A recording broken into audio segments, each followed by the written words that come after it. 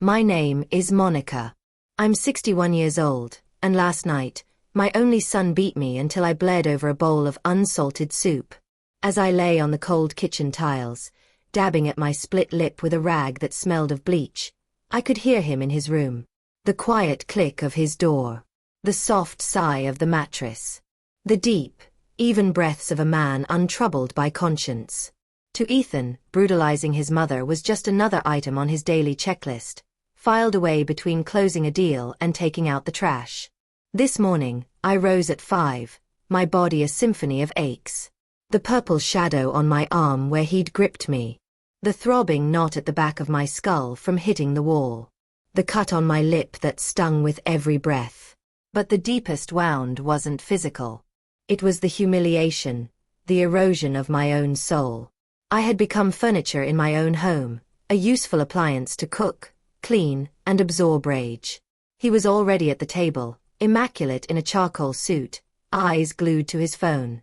Breakfast. Now. I have a board meeting at 8. No greeting. No acknowledgement of the violence. Just a demand.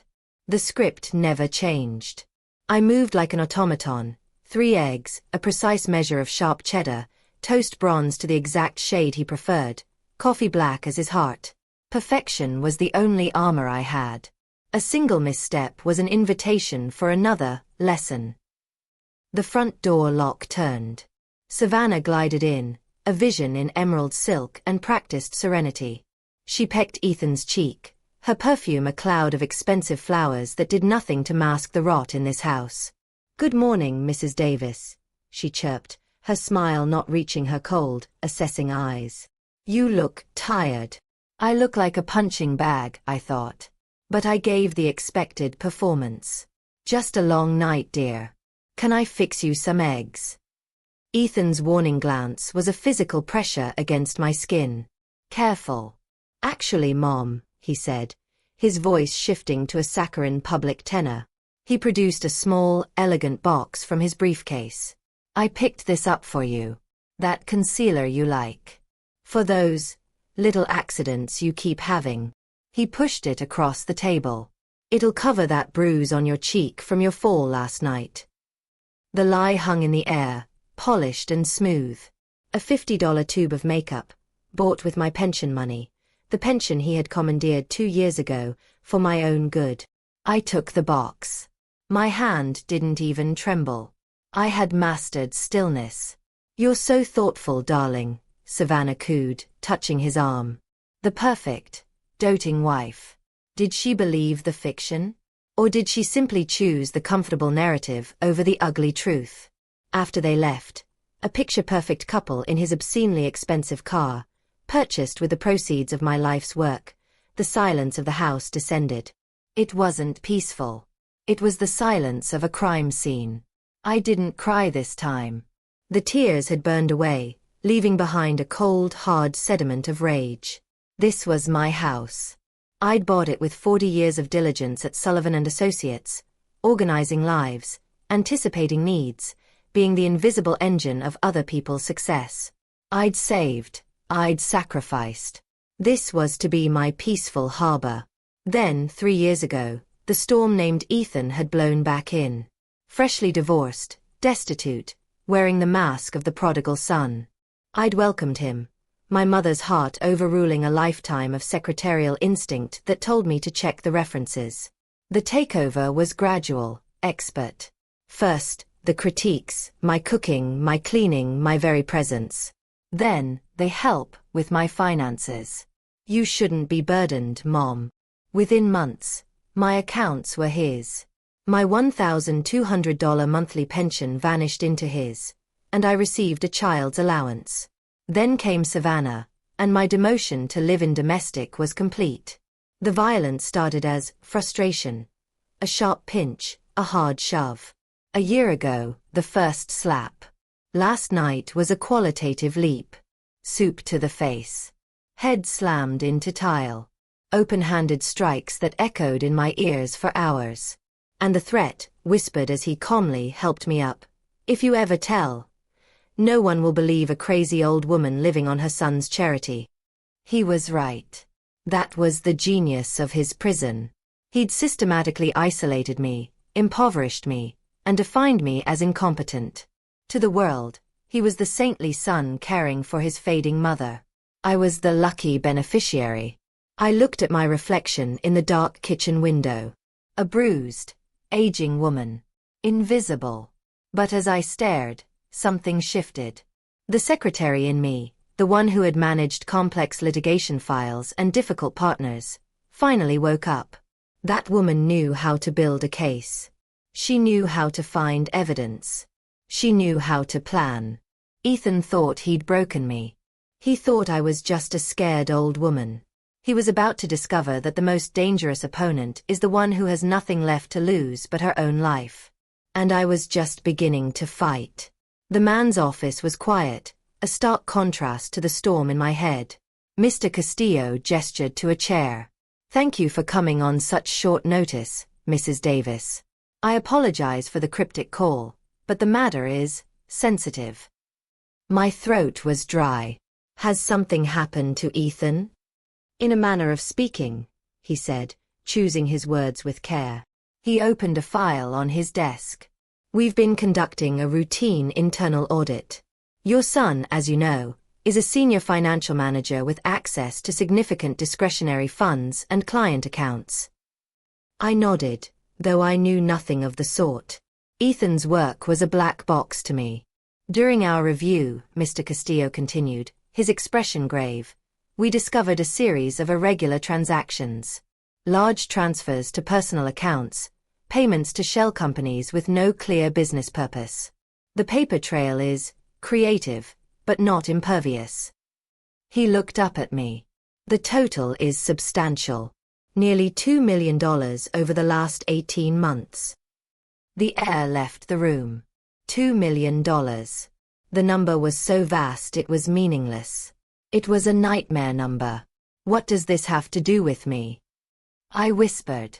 He slid a single sheet of paper across the desk. It was a bank statement. Not Ethan's. Mine. Or rather, the joint account he had set up to help manage my affairs. The account where my pension was supposed to go. The column of deposits was a sickening revelation. Every 2 weeks, a deposit of $5,000. Far, far more than my pension. And beside each one, a memo line, consulting fee M. Davis. "He's been funneling money through your account, Mrs. Davis," Mr. Castillo said quietly. "Using your identity, your social security number, to wash the stolen funds. He lists you as a consultant on fabricated vendor invoices. To our systems, it looks like legitimate payments to an outside contractor. To the IRS, it looks like income you're not reporting." The world tilted. He hadn't just been stealing from me. He'd been making me an unwitting accomplice to his theft, setting me up to take the fall. I didn't. I never consulted for anyone. "I haven't seen any of this money," I stammered, my hands trembling so badly the paper rattled. "We believe you," he said, and his voice held a note of genuine pity. "The pattern is clear to us. But to an outside investigator, from the company, from the IRS, from the police, it will look like you were a willing participant. A mother-son conspiracy. Ethan's final, masterful trap. If I ever spoke up about the abuse, he could expose me as a thief and a fraud. No one will believe a crazy old woman, especially one facing embezzlement charges. What do you want from me?" My voice was a thread. "We want your cooperation," Mr. Castillo said. "The company wants to recover its assets quietly, without a scandal. If you help us trace the full extent of the theft and provide a sworn statement about your lack of knowledge, we can protect you from prosecution. We can position you as another of his victims." Another of his victims. The phrase echoed. I was just one entry in his ledger of destruction. And Ethan. He will be terminated. The evidence will be handed over to the authorities. He will likely face criminal charges. Mr. Castillo paused. "There's something else. Our legal team discovered he recently took out a very large life insurance policy. On you, Mrs. Davis. with himself as the sole beneficiary. The cold in my veins turned to ice. It wasn't just my freedom he was gambling with. It was my life. The pieces of his plan snapped into a horrifying picture. Keep me isolated, broke, and beaten. If I talked, he'd frame me for embezzlement. If I became too much trouble, or if he needed a final payout, the insurance policy waited. He had thought of everything. What do I need to do? The question came out flat, dead. The secretary in me was taking over, pushing the terrified mother aside. This was a file. A problem to be managed. First, you need to secure your personal documents. Your social security card, passport, birth certificate. Get them out of the house. Second, do not confront him. We are building our case. We will contact you in 2 days with next steps. A safe place to stay is being arranged. He handed me a business card. On the back was a handwritten number. This is my direct line. Call anytime, day or night, if you feel unsafe. I took the card, the embossed letters biting into my palm. Proof. It was proof that someone knew, that the nightmare had a crack in it. The bus ride home was a blur. The world outside the window looked the same, but everything had changed. My son wasn't just a bully. He was a criminal who had built a cage for me with bars of fraud and a lock of mortal threat. When I let myself back into the house, it was silent. Ethan was still out. I went straight to my room, the small, sparse one that had been a home office before he demoted me to it. In the back of the closet, under a stack of old linens, was a fireproof box. My important papers. My last shred of autonomy. As I lifted it, the bedroom door opened. Savannah stood there, still in her yellow dress. She wasn't smiling. I saw you leave, she said, her voice no longer sweet. It was cool, analytical. You went to his office. My heart hammered against my ribs. I clutched the box to my chest. I had an errand. Don't lie to me, Monica. She took a step into the room, closing the door softly behind her. Evelyn is your sister, isn't she? I checked the company directory after lunch. Evelyn Brooks. Legal department. Maiden name. Davis. I said nothing. The makeup on my face felt like a suffocating mask. He hits you, doesn't he? She asked, and for the first time, I saw something real in her eyes. Not sympathy. Calculation. The makeup. The flinching. The accidents. I'm not blind. Why do you care? The words were out before I could stop them, edged with a bitterness I didn't try to hide. Because I'm not safe either, she whispered, her gaze darting to the closed door. The charming executive? It's a act. The man I married has a temper. And he's been reckless. At work. With money. I think he's in trouble. She looked at the box in my arms. What did they tell you at the office? The instinct to protect him, to protect the awful secret, warred with a desperate, surging hope. An ally. Even a reluctant, self-interested one. They know he's been stealing, I whispered back. Millions. And he's been using my name to do it. Savannah's face paled. She leaned against the door. I knew it. The cars, the watches, the sudden bonuses. It was too much. She looked at me, a new intensity in her gaze. They're going to come for him.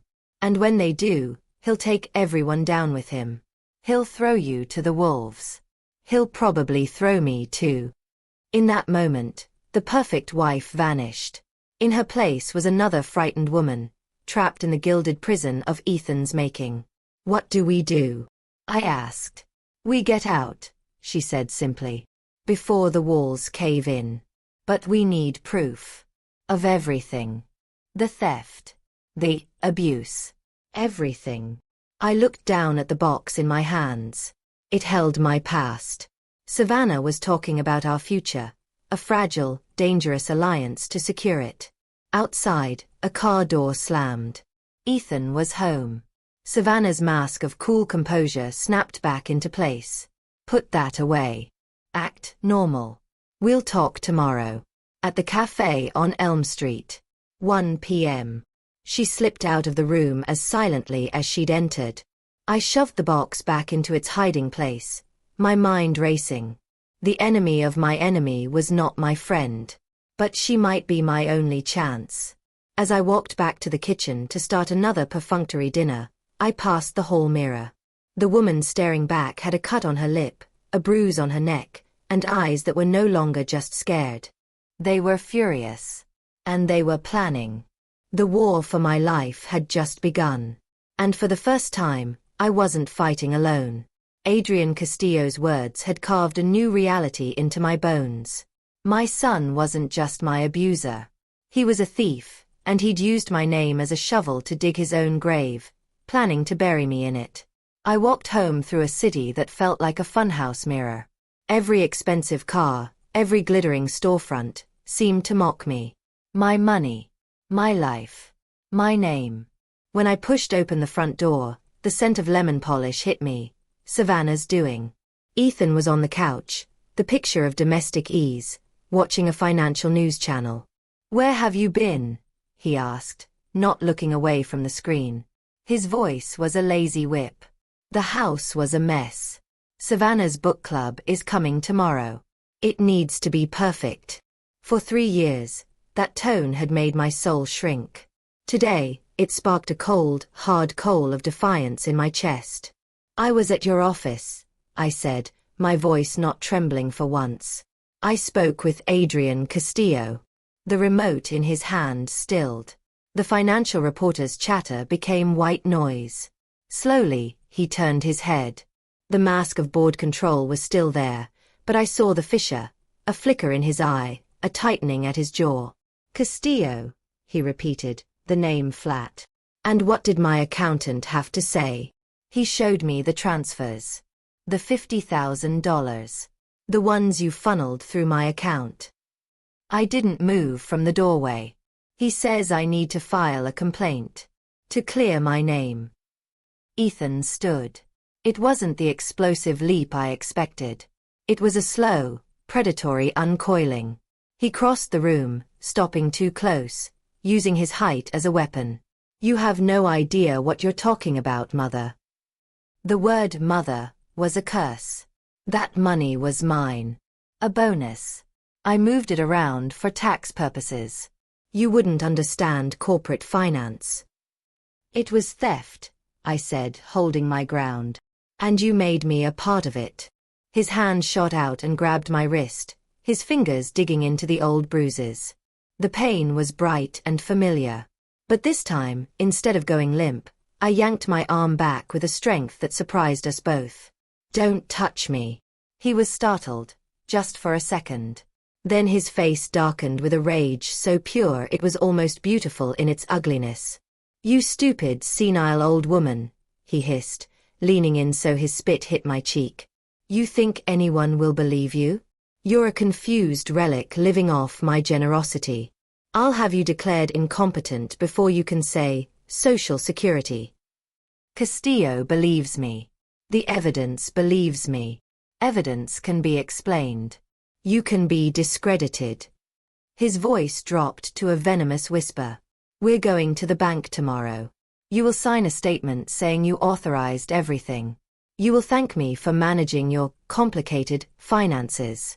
Or I will make your remaining years a living hell you can't even imagine." The doorbell rang, sharp and insistent. Ethan's head snapped toward the sound. His grip on the situation, on me, slipped for an instant. "Monica?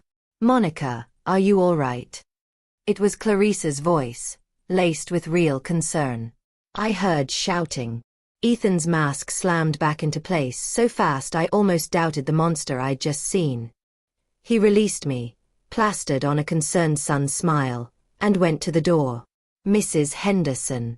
So sorry for the noise," he said, his voice warm and chuckling. "Mom got a little upset burning dinner. You know how it is." I moved into view behind him. Clarice stood there, holding a baking dish. But her eyes weren't on the dish or Ethan's charming smile. They were on me, scanning my face, my posture, the way I held my recently freed wrist. Beside her was a woman I'd never seen in our neighborhood before. She had sharp, intelligent eyes.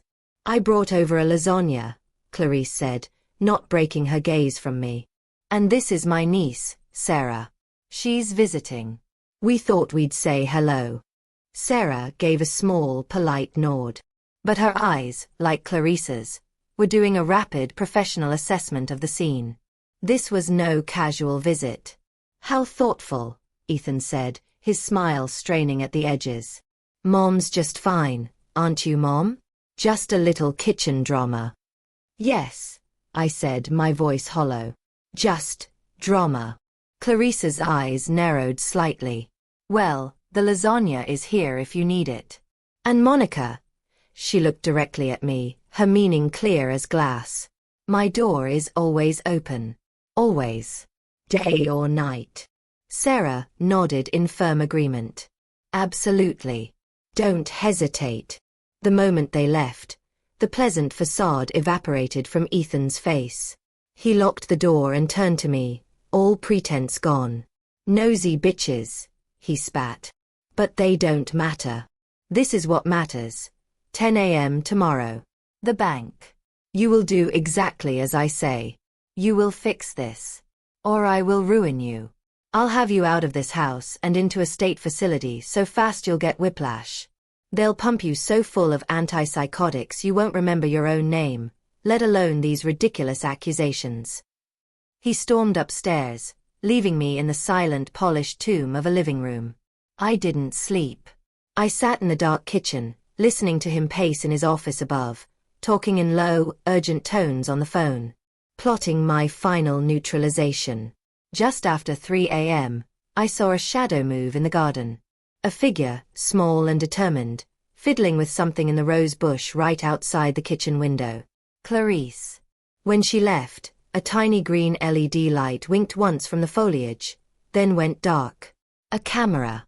She was collecting her own evidence. The next morning dawned gray. Ethan was already in the kitchen, dressed for war in his most authoritative suit. He was all calm, poisonous reason. "Good morning, Mother. I've been thinking.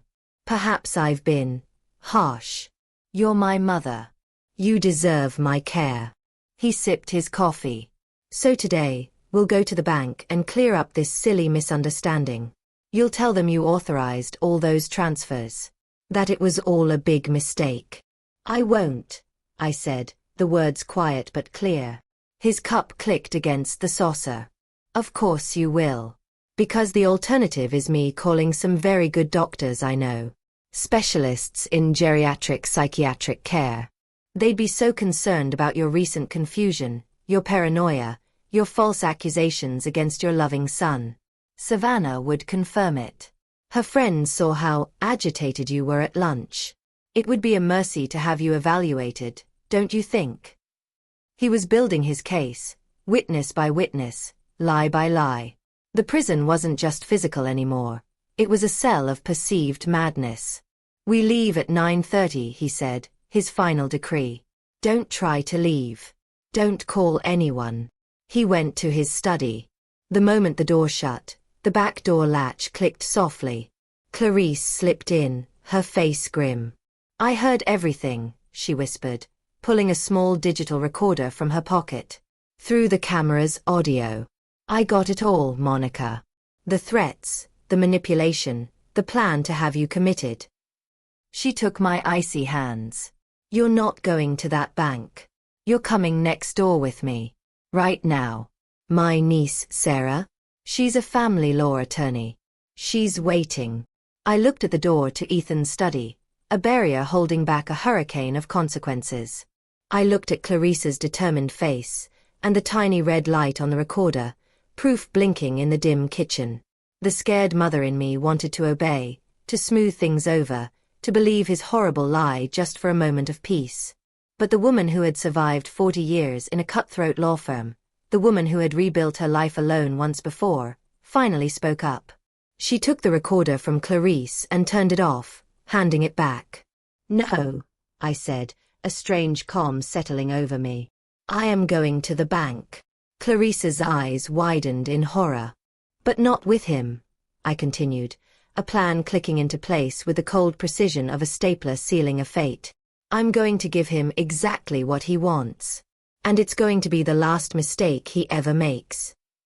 Everything, Clarice said, her voice low and fierce.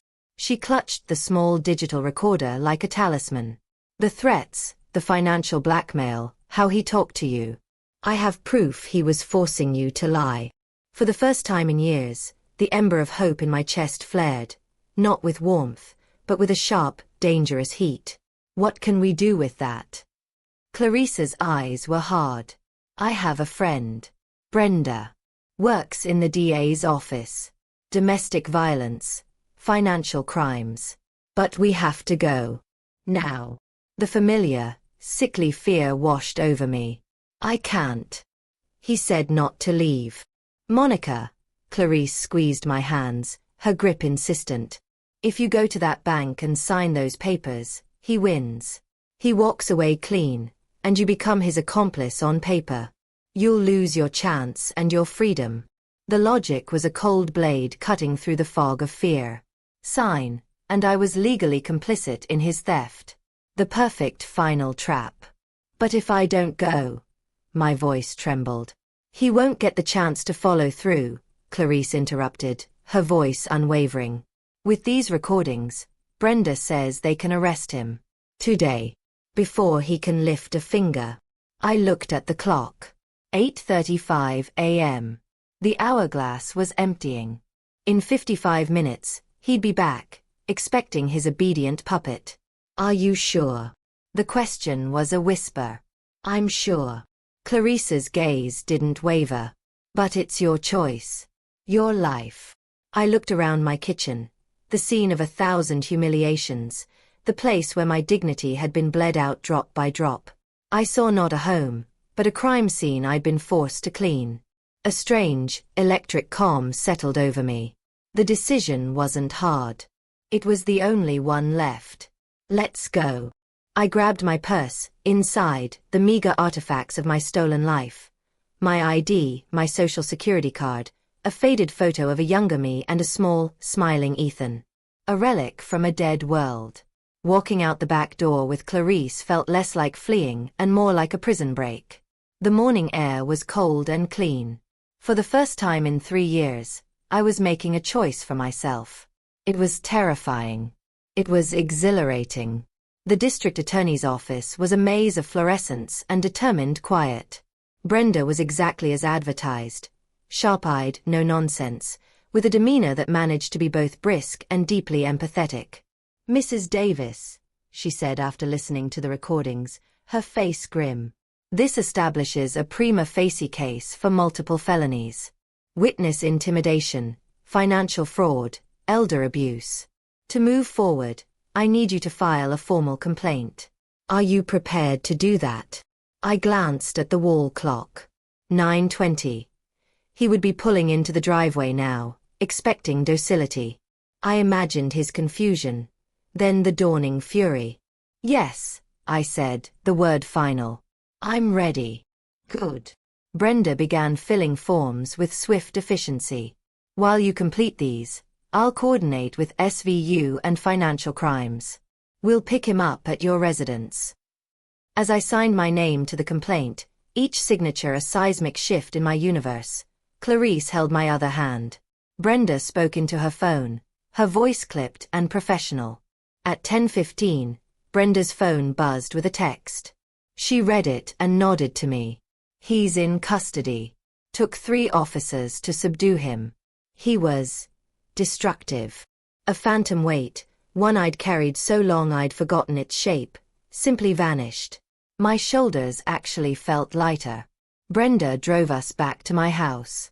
The scene was one of frenzied, petty devastation.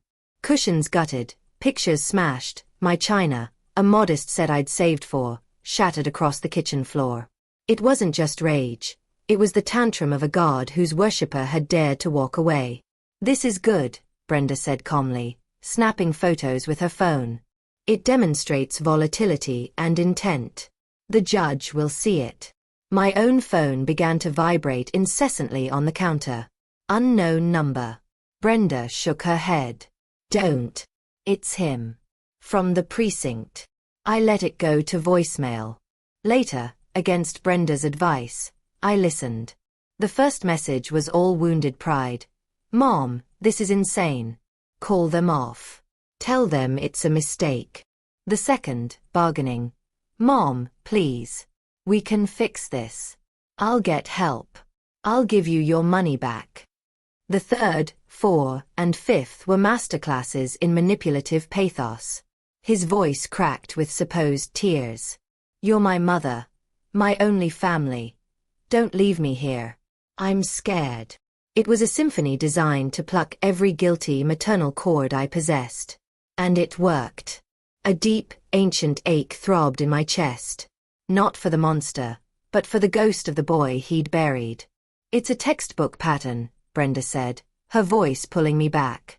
Aggression, then victimhood. He's trying to re-establish control. Delete them. I didn't delete them. I saved them. They were part of the evidence now. Evidence against the son I had, and for the woman I needed to become. The bail hearing was a cold, bright room. Ethan sat at the defense table in County Orange, which clashed violently with his entitled posture. When he saw me enter with Brenda, his mask of arrogant control shattered. What looked back at me was pure, undiluted hatred. Savannah was in the gallery, her usual polish frayed at the edges. Our eyes met. I didn't see malice there. I saw the stunned horror of someone who just realized she'd been sleeping next to a venomous snake. The judge, an older man with weary eyes, reviewed the file. Mrs. Davis, he said, please describe the nature of your relationship with the defendant. I spoke. I told them about the soup, about the makeup, about the $50,000 I never saw, about the whispered threats and the slammed doors. My voice only shook once, when I described the sound of his sleeping breath the night he'd beaten me, the profound normalcy of it. The judge listened to Clarissa's recordings in silence. Ethan's lawyer objected, a frantic, perfunctory dance. When the judge removed his headphones, his face was set in granite. Mr. Davis, the court finds clear evidence of a sustained campaign of coercion, theft, and intimidation. Given the severity of the charges and the demonstrable threat you pose to the victim, bail is denied. You will be remanded pending trial. Ethan erupted. This is a setup, he roared, lunging against the table. The guards moved in. You lying bitch. After everything I've done for you, I'll make you pay for this. You hear me? I'll make you pay. His screams, raw and vicious, echoed in the sudden silence of the courtroom, validating every word of my testimony. The judge didn't even flinch, just gave a small, tired nod to the deputies. Afterward, in the marbled hallway, Savannah intercepted me. Brenda and Clarice moved closer, but I waved them back. Mrs. Davis. Her voice was scraped raw. I need to apologize. I waited. I knew, she whispered, tears finally spilling over. Not everything. But enough. The noises. The way you jumped. The bruises you always had an accident for. I chose not to see because I was afraid of him, and I was ashamed of my own cowardice. She took a shuddering breath. When they arrested him, I went through his office. He'd been siphoning from my accounts, 4 months. The life we had, it was all built on theft. From his company. From you. From me. She looked at me then, truly looked at me, not as an appliance or an obstacle, but as a person. I'm filing for divorce. And my lawyer is talking to the DA. I'll testify. I'll give them everything. I nodded. It wasn't forgiveness. It was an acknowledgement. Another piece of his world turning to ash. Leaving the courthouse, the autumn sun was painfully bright. I stopped on the steps, feeling its weak warmth on my face. Clarice tucked her arm through mine. What now? I looked up at the sky, vast and indifferent. The fear was still there, a background hum. But it was no longer the only sound. Now, I said, the word tasting strange and powerful on my tongue, I go home. And I changed the locks. For the first time, home didn't sound like a sentence. It sounded like a promise I intended to keep. The kindness in his voice was so unexpected that, for a moment, I could only stare. Brenda gestured for me to sit. Mr. Miller insisted on speaking with you directly, she said. He has information that could be significant. Raphael settled back into his chair, his expression grave. After Ethan's arrest, I initiated a full audit of his work and his access to company systems. What we found goes beyond the embezzlement. He leaned forward, clasping his hands on the desk. Your son had a hidden digital footprint, Mrs. Davis. A sophisticated one. He wasn't just stealing from us. He was running side operations, forgery, identity theft, and corporate espionage. He had compiled dossiers on several people, including senior partners at his former law firms and you. My breath hitched. The documents. The recordings. Some are likely real, Raphael admitted. He had the skills to access and alter secure files. But our forensic team also found evidence of fabrication. The secret documents he's threatening you with? Many are clever composites, half-truths mixed with forgeries, designed to look damning. He paused, letting the weight of his words settle. But more importantly, we found his contingency plan. A digital dead man's switch, set to release files to media outlets if certain conditions weren't met. It was programmed to activate tomorrow. The room seemed to tilt. Tomorrow. Brenda's eyes were sharp. We can beat it, Monica. We have the technical proof of his manipulation. Mr. Miller is willing to provide our legal team with the full forensic report. Raphael nodded. What Ethan has done to you is a part of a larger, criminal pattern. The authorities need to see the full picture. His blackmail isn't just a personal vendetta. It's the modus operandi of a serial fraudster. He looked at me with an empathy that felt like a lifeline. Your confession today is brave, Mrs. Davis. But you should walk into that press conference knowing you're not just a victim confessing. You are a witness unveiling the methods of a predator. The narrative changes today. He weaponized your past. We will weaponize the truth about his present. The mental clarity I'd woken with solidified into something harder, brighter, resolve. The fear wasn't gone, but it was now flanked by allies and armored with evidence. Ethan had always fought in the shadows, using secrets as his blades. We were about to flood those shadows with light. Thank you, Mr. Miller, I said, my voice steady. Then let's not keep the press waiting. An hour later, I stood before a small cluster of microphones, the eyes of reporters and cameras fixed on me. I saw Brenda and Clarice at the edge of the crowd, their nods like anchors. I thought of the empty waiting house across from Clarice's, and of the jail cell where my son believed he still held all the power. I took a deep breath and began. My name is Monica Davis. For years I was afraid. First of my son. Now of my past. I spoke of the Williams case, of the cash gifts, of the small, unquestioning compromises of a lifetime. I laid my errors bare, under the stark conference room lights. I believed these were my secrets to bear, my sins to hide. I was wrong. They were vulnerabilities to be exploited by a master manipulator. I saw the reporters leaning in, scribbling notes. From his jail cell, my son, Ethan Davis, has threatened to expose these mistakes to destroy me, to force me to recount the truth about his crimes. Today, I am removing his power. I take full responsibility for my actions. But I also expose the forgeries, the digital traps, the systematic campaign of terror he continues to wage. Brenda stepped forward then, holding up a digital tablet. We are providing authorities with forensic evidence, supplied by his former employer, detailing Ethan Davis's elaborate schemes of blackmail and fabrication. This is not a family dispute. It is a criminal pattern. The questions began to fly, but a strange calm had descended upon me. The war was not over. There would be legal proceedings, personal fallout, and a long road of healing ahead. But the battlefield had shifted. He had bet everything on my fear of exposure. I had just called his bet, and raised him the truth. For the first time in a very long time, I was not just escaping. I was advancing. The future was no longer a distant, hazy possibility. It was the next step I would take on solid ground, out in the open, where he could no longer lay a trap. The silence that filled my house after I ended that call was not an empty one. It was a profound, resonant quiet, the sound of a battle ended. I lay in my own bed, in my own room, and felt the walls not as a cage, but as a sanctuary I had fought to reclaim.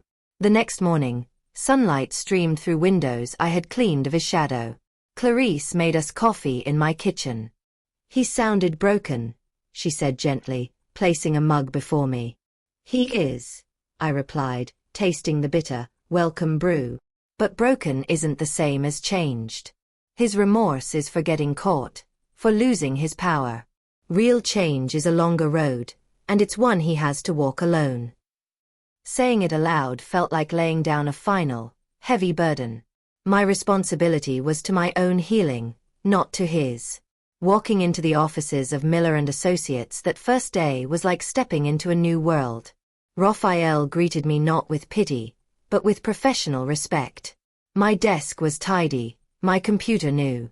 My title was Senior Legal Archivist, a role crafted from my decades of meticulous knowledge.